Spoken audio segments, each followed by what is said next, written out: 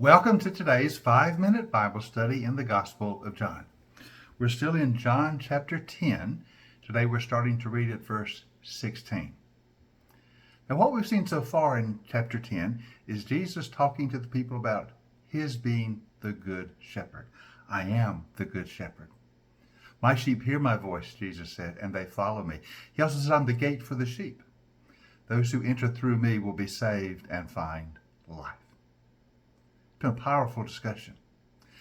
And now he has one more thing to say about being the good shepherd, which comes as quite a surprise, I'm sure, to the original hearers. Let's begin reading at verse 16. Jesus says, I have other sheep that are not of this sheep pen. I must bring them also.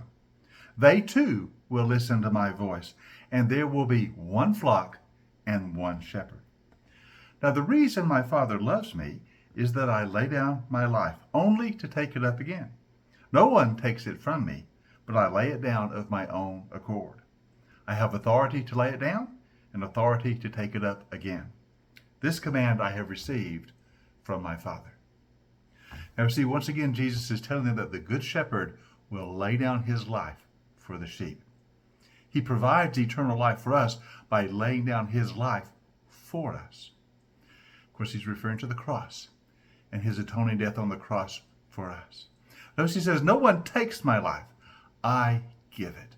I lay it down of my own accord. And he also references the resurrection. I will take it up again.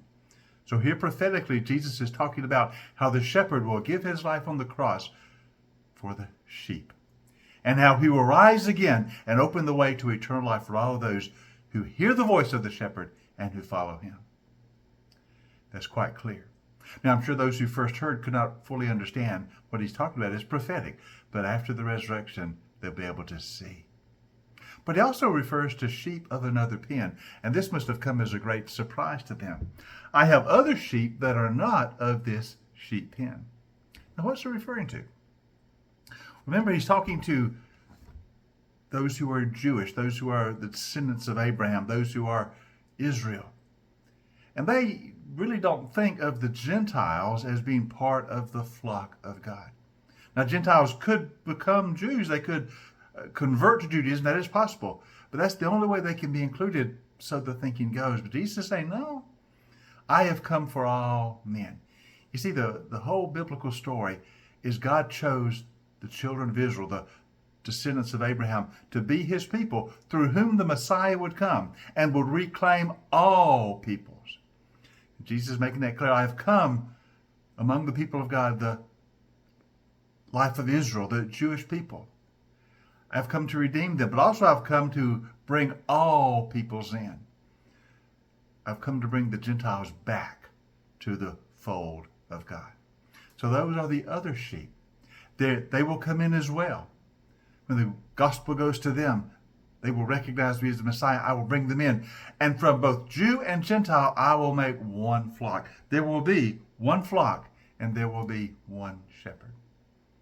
You know, later on, after the resurrection, Jesus will give what we call the Great Commission. And he'll say, therefore, go and make disciples of all nations, of all peoples. Echoing what he's already saying here. I am the good shepherd for all people. There are sheep of other flocks, and I will bring them in as well. And Jew and Gentile will be one. All will become one in me. All the old divisions will be gone. There will be one flock and one shepherd.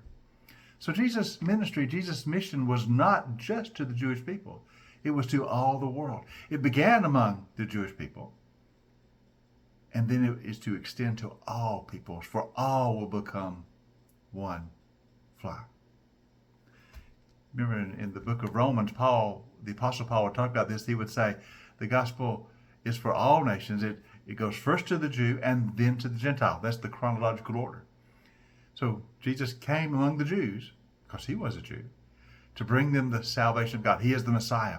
But that offer is going to extend to all the world. There are other sheep as well, and we're going to bring them all in. And Jew and Gentile will become one. There will be one flock and one shepherd. Jesus is the good shepherd who gives his life for all of us.